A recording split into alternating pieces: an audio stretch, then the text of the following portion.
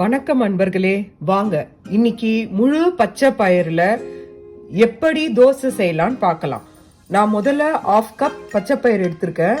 அதை நீங்க என்ன பண்ணுங்க, காலையில தோசை வேணும்னா நைட்டே ஊற வச்சிடுங்க. அப்படி இல்லைன்னா ஒரு 2 மணி நேரம் இருந்தா கூட அது ஊறிடும். அந்த மாதிரி எடுத்துக்கோங்க. ஈவினிங் வேணா ஈவினிங்கா ஊற வச்சு கூட நீங்க ஒரு 7 மணிக்கா அரைச்சிக்கலாம்.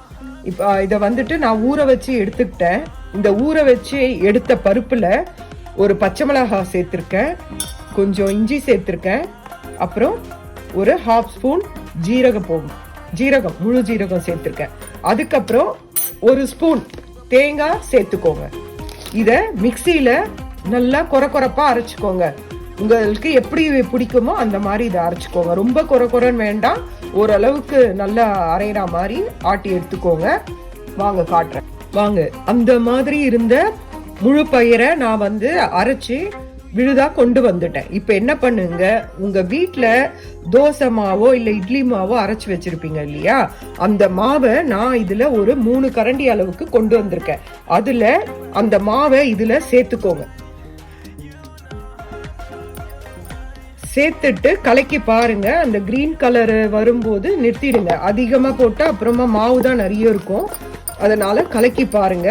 கலக்கி பார்த்தோன்னே இதுல இன்னும் கொஞ்சம் சேர்த்தா நல்லா இருக்கும்னா சேருங்க. இல்ல இதே அளவு பயிறு ஜாஸ்தியா இருக்கணும், அரிசி மாவு கம்மியா இருக்கணும்னா இந்த மாதிரி பதத்துல இருக்கட்டும். ஆமா, இது எனக்கு போதுமானது. இதுல நீங்க உப்பு தேவைக்கு உப்பை பார்த்துட்டு உப்போட அளவு சரியா இருக்கான்னு, ஆல்ரெடி நம்ம தோசை மாவுல உப்பு போட்டிருப்போம், அதனால உப்பு கரெக்டா இருக்கான்னு செக் பண்ணிக்கோங்க. செக் பண்ணிட்டு இத தோசை மாவு பதத்துக்கு கரைச்சி வச்சுக்கோங்க. தோசை மாவு பதத்துக்கு கரைச்சி வச்சீங்கன்னா சூப்பரா இருக்கும் தோசை. நம்ம வீட்டுல எப்படி நார்மல் தோசை செய்யற அளவுதான் இதையும் செய்யணும். நல்லா மெலிசா வரும்.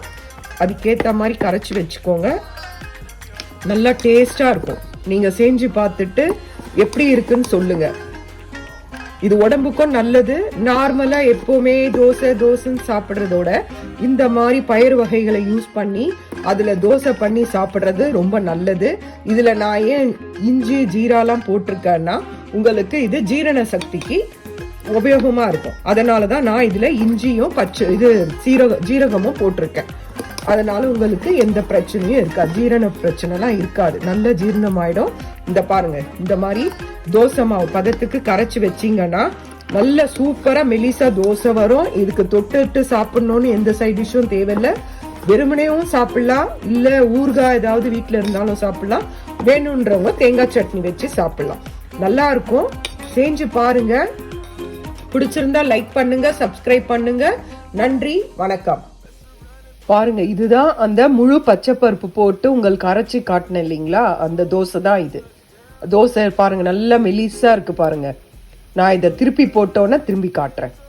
பாருங்க, திருப்பி போட்ட பிறகு தோசை பாருங்க நல்லா செவந்து நல்லா இருக்கு பாருங்க கலரு. இதுதான் முழு பயிறு தோசை, முழு பச்சை பயிறு தோசை. இது ரொம்ப நல்லா இருக்கு, ரொம்ப டேஸ்டியா இருக்கு. வெறுமனே சாப்பிடலாம், ரொம்ப சுவையா இருக்கு.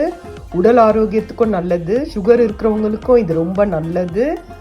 குழந்தைங்களும் இந்த சுண்டல் அந்த மாதிரி செஞ்சு கொடுத்தா சாப்பிட மாட்டாங்க. நீங்க இந்த மாதிரி செஞ்சு கொடுத்தீங்கன்னா அவங்களுக்கு தேவையான சுண்டல் வகையில இருக்கிற எல்லா பருப்பும் அவங்க இது மூலியமா நீங்க கொடுத்தீங்கன்னா இது அவங்களுக்கு போய் சேரும். அதனால நீங்க இதை செஞ்சு பார்த்துட்டு எப்படி இருக்குன்னு சொல்லிட்டு கமெண்ட்ல சொல்லுங்க. லைக் பண்ணுங்க, சப்ஸ்கிரைப் பண்ணுங்க. இது ரொம்ப நல்லா இருக்கு, ரொம்ப டேஸ்டியா சூப்பரா இருக்கு. ட்ரை பண்ணி சாப்பிட்டுட்டு எனக்கு கமெண்ட்ல சொல்லுங்க.